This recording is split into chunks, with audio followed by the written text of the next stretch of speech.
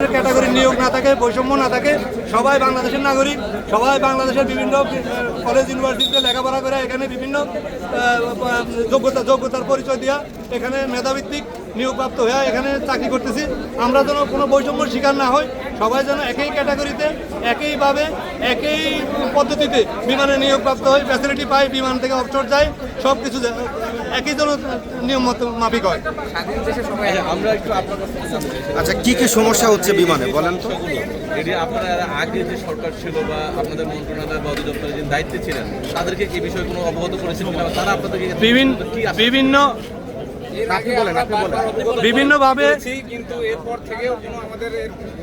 বিভিন্নভাবে আমাদের আবেদন নিবেদন, আমাদের বিভিন্ন আন্দোলন সবকিছুই এই ব্যাপারে আমরা ম্যানেজমেন্টকে জানিয়েছি।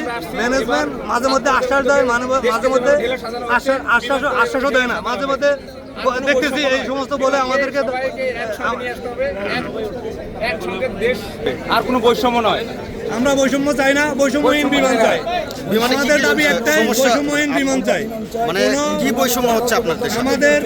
আমাদের নিয়োগে বৈষম্য, আমাদের ফ্যাসিলিটিতে বৈষম্য। কারো ছুটি 14 দিন, কারো ছুটি 45 দিন, কারো ছুটিই নাই। কারো কেউ ডিউটি করলে পয়সা পাবে, কেউ ডিউটি করলে পয়সা পায় না। ডিউটি না করলে মানুষ এখানে কেউ আহত হইলে, কর্মক্ষেত্রে যায় যদি কেউ আহত হইলে সে যদি অফিসে উপস্থিত না থাকে তাহলে তাকে কোনো ফ্যাসিলিটি দেওয়া হয় না, তাকে অন্তত হাজিরাটাও দেওয়া হয় না। এইভাবে দিন হাজরাতে চাকরি করায়, এই চাকরিতে এই বৈষম্যকে দূর করার জন্য আজকে আমাদের প্রতিবাদ। এবং এই ডক্টর ইউনূস সাহেবের কাছে আমাদের আগামী দিনও প্রতিবাদ থাকবে যে বিমানকে স্বাধীন করতে হবে এবং বিমানের দুর্নীতিবাজ কর্মকর্তাদেরকে উৎখাত করতে হবে এবং এই বিমানের জনসাধারণ যে ডুয়াল সিএসসি জিপি এরকম 5 প্রকার কর্মচারী থাকতে পারে না। যখন 5 কর্মচারীর পেটে যখন ক্ষুধা থাকে তখন তারা লাগেজ কাটতে বাধ্য হয়, কারণ তাদের মাত্র সীমিত 700 টাকা বেতন দেওয়া হয়। আসলে পয়সা, না আসলে নাই পয়সা। এই যদি হয় একটা বিমানের অবস্থা, একটা কর্মসংস্থানের অবস্থা, তখন এই সাধারণ পাবলিক যাবে কোথায়? আমরা আজকে আশ্রয় চাই। দেশ স্বাধীন করেছি আমরা, আজকে আবার 24 সালে স্বাধীন করলাম। এই স্বাধীনতার জন্য আমরা আজকে ডক্টর ইউনূস সাহেবকে স্বাগত জানাতে আসছি। বৈষম্য মুক্ত দেশ করতে হবে এবং এই বিমানকে স্বাধীন করতে হবে।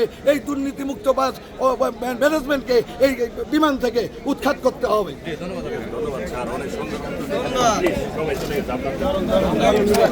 প্রিয় দর্শক, এখানে যারা বিমানের কর্মকর্তারা রয়েছেন, বিমানের বর্তমান যারা কর্মকর্তা রয়েছেন, তারা কিন্তু বলছিলেন যে বিমানের যে সমস্ত দুর্নীতিবাদ কর্মচারী যারা রয়েছেন তাদেরকে আসলে উৎখাত করার কথা বলছিলেন এবং তারাই বলছিলেন যে বিমানের দুর্নীতিবাদ কর্মকর্তারা যারা রয়েছেন তারা যদি আসলে পদত্যাগ করানো হয় তাহলেই বিমান হবে। আপনার পরিচয়টা? আমার নাম শাহ আনিসুর রহমান, আমি বিএফসিসিতে চাকরি করি এবং আজকে 30 বছর আমরা বৈষম্যের শিকার।